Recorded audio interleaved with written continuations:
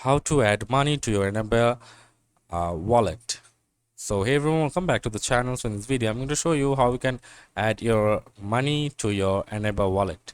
So for that you have to go to PayPal. You can top up your PayPal balance directly to Eneba and then use that to fund your wallet.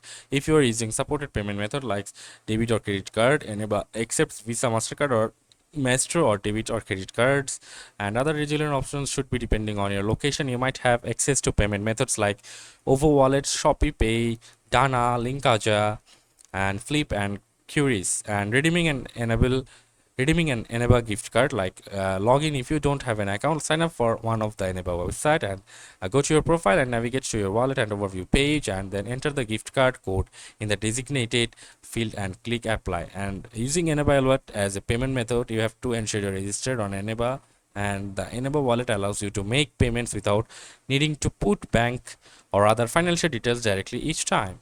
So that's it for this video. See you on the next one.